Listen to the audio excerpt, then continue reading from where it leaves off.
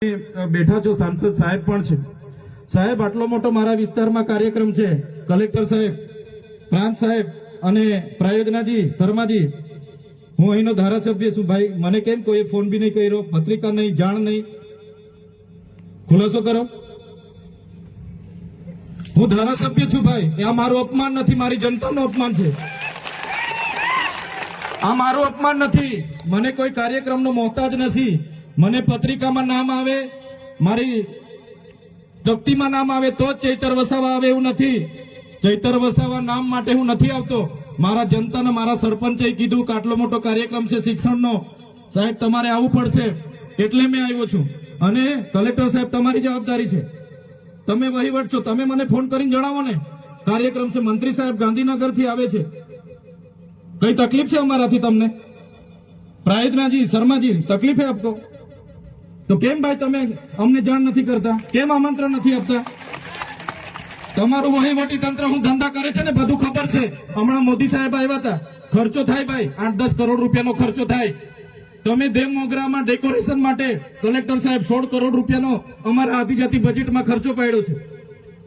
તમે ત્યાં મોદી સાહેબના મંડપના સ્ટેજ માટે 15 કરોડના ખર્ચા કર્યા છે.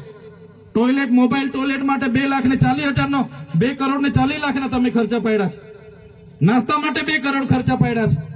તમે ડોમ માટે 2 કરોડ ખર્ચા પાડ્યા, ચા માટે 2 કરોડ ખર્ચા પાડ્યા, બસ માટે 2 કરોડ ને 71 લાખ રૂપિયાનો ખર્ચો પાડ્યો. કેમ? અમે સવાલ પૂછીએ એટલે તમને નડીએ છે? તમારા મનમાં ધુમાડો હોય તો કાઢી નાખજો ભાઈ. બરાબર છે, આ જનતાના ટેક્સના પગારે આપણે બધા છે. આ જનતાના ટેક્સનો પગાર મને પણ મળે છે, તમને પણ. કલેક્ટરથી તલાટીથી લઈને કલેક્ટર સુધીના બધા તમે નોકર છો, અમે બધા સેવક છે. આ લોકોએ જે પણ કે અમે પ્રતિનિધિ છે, અમને અધિકારો આપ્યા છે. તમે અમને કેમ અહીંયા બોલાવ્યા નથી? ના સાહેબ, અમારે વિદ્યાર્થીઓ અમે કેવું પડે છે. અમને કઈ, તમે દર વખતે ચિકદામાં કીધું, દર વખતે આ જ પ્રશ્ન ઉભો કરો છો, દર વખતે આ જ પ્રશ્ન ઉભો કરો છો. ઓ ભાઈ, ધારાસભ્ય છું, લોકોએ મને ચૂંટ્યા છે, મને આમંત્રણ જોઈએ ભાઈ. આ કોઈના પૈસાથી આ બિલ્ડિંગ નથી બની, તમારા ઘરના પૈસાથી બની છે. અરે વિષય પર તો મને આમંત્રણ કેમ નથી આપ્યું? મને જાણ કોઈ એક ફોન કેમ નથી કર્યો? કેમ ભાઈ? અમે ધારાસભ્ય ચૂંટાયેલા છે, લોકોએ અમને અધિકાર આપ્યા છે, અમારો અવાજ તમે દબાવવાની વાત કરો છો. અમને કેમ નથી આમંત્રણ આપ્યું? તમે તમારે આમંત્રણ આપવું જોઈએ ને અમને.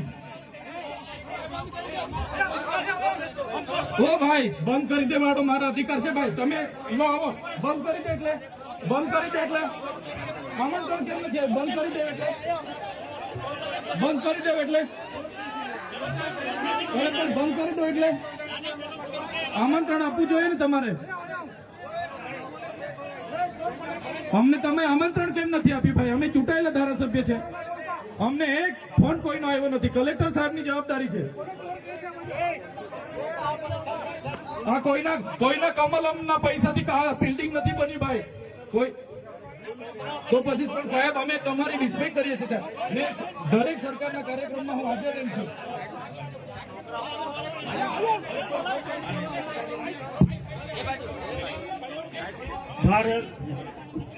ભાઈ ચલો શાંતિથી બેસી જાઓ, બધા બેસી જાઓ.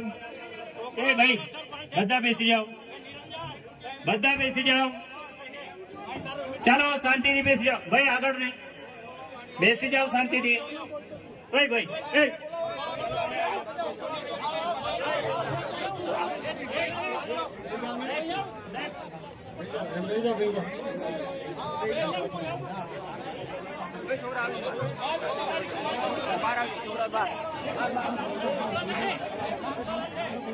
ભાઈ ચાલો ભાઈ, પોલીસ ડિપાર્ટમેન્ટ સાઈડ.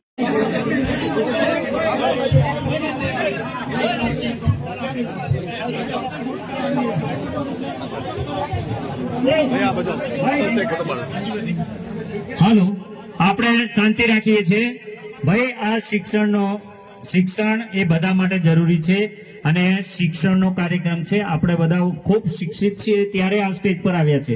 આપણે પણ એ જગ્યાએ હતા કે જે આપણા બાળકો બેઠા છે ત્યાંથી ભણતા એ આખો સમાજ આજે આ સ્ટેજ પર શિક્ષણ થકી આવ્યો છે.